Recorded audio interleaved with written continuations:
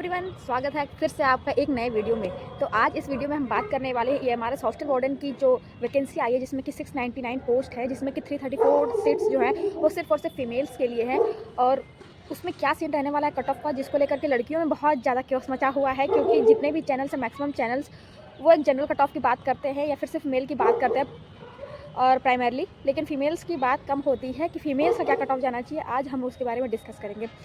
तो क्योंकि मैंने भी हॉस्टल वार्डन का एग्ज़ाम दिया था और इसके पहले भी मैंने बहुत सारे एग्ज़ाम्स दे चुके हैं, और मतलब मेरा अभी फाइनल कहीं नहीं हुआ, बट रिटन मैंने ऑलमोस्ट सबके क्लियर किए हुए हैं। तो फिर मैं आपको उसी के आधार पे अपना एक्सपीरियंस बताती हूँ और इस एग्ज़ाम का क्या रहा है लेवल, उस आधार पे भी मैं अपनी तरफ से जो कट ऑफ बताने जा रही हूँ उसको आप प्लीज़ थोड़ा ध्यान दीजिएगा। वो ज़रूरी नहीं कि कट ऑफ वही हो, उससे बहुत कम भी हो सकती है और फिर उससे ज़्यादा भी हो सकती है। That is not up to me. तो फिर हम बात करते हैं कि ये मैंने एनालिसिस किया। तो जब आंसर की आई थी तो उस समय ही हमने एक फ़ीमेल का सेपरेट ग्रुप बना लिया था, जिसमें कि फ़ीमेल्स ऐड होती गई, और लगभग हमारे पास 60 के अराउंड फ़ीमेल्स थी जो कि ऐड हो चुकी थी। आई डोंट नो कि बाकी फ़ीमेल कहाँ है जो कि अब तक की ऐड नहीं हुई हैं। और उसके आधार पे मैं बता रही हूँ कि फिर लड़कियों ने अपने नंबर जो है वो ऐड करना स्टार्ट किया, और मुझे जहाँ तक लगता है सभी लड़कियाँ जो है वो जेन्युइन है, उसमें सबने अपना जेन्युइन नंबर डाला है। जिसके जितने नंबर है सबने वही नंबर डाला। I appreciate. तो फिर और उसके अलावा जो कमेंट्स वगैरह होते हैं यूट्यूब के वीडियोज़ में जो बनाते हैं टीचर्स, उसके कमेंट में जितने पड़े हुए हैं लड़कियों के स्कोर में, उस आधार पे अपना एक्सपीरियंस शेयर कर रही हूँ, फिर अपना एनालिसिस शेयर कर रही हूँ कि लड़कियों की कट ऑफ कहाँ जा सकती है। तो फिर जहाँ तक हम देखते हैं, क्योंकि ये पेपर जो था वो 120 मार्क्स का था, और इसमें कुछ सब्जेक्ट थे वो जनरल थे और कुछ सब्जेक्ट ऐसे थे जो कि एकदम नए थे, जिसमें कि पॉक्सो था और एडमिनिस्ट्रेटिव एप्टीट्यूड था।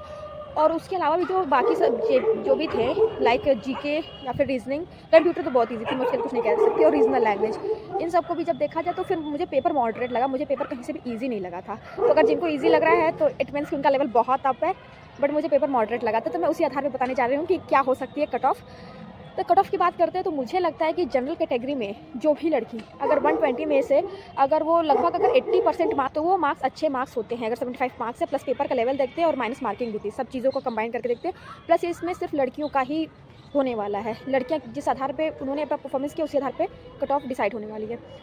तो इसी की बात हम देखते हैं ओबीसी का। तो फिर ओबीसी में ये हो जाता है कि ओबीसी में भी अब लड़कियां हैं, मतलब वो अच्छा कंपटीशन दे रही हैं, तो उसमें हम हार्डली 1-2 मार्क्स हम कम कर सकते हैं। ईडब्ल्यूएस में भी हार्डली हम 1-2 मार्क्स से कम कर सकते हैं। मतलब मुझे लगता है जो भी रिजर्व कैटेगरी की थी, अगर उन्होंने लगभग 85 मार्क्स भी स्कोर किया है इसमें, तो वो एक तरीके से सेफ साइड में। और जनरल कैटेगरी की लड़की अगर उसने 85 से ज़्यादा और 90 तक का भी स्कोर किया है, तो वो उनका एक गुड अटैम्प्ट है और उनको वो बिल्कुल रेस में है और उनका चांस होना चाहिए, जहाँ तक कि मुझे लगता है। तो जो भी लड़कियों का इतना तक मार्क्स है, मेरी तरफ से आपको बहुत बहुत कॉन्ग्रेचुलेशंस, क्योंकि आपने बहुत मेहनत की तब जाकर के आप इतने मार्क्स स्कोर कर पाएँ, क्योंकि पेपर वो इतना भी ईजी नहीं था कि इसमें कि हम कुछ भी स्कोर करें, लाइक 120 में से 120 स्कोर कर ले, इतना पेपर ईजी नहीं था।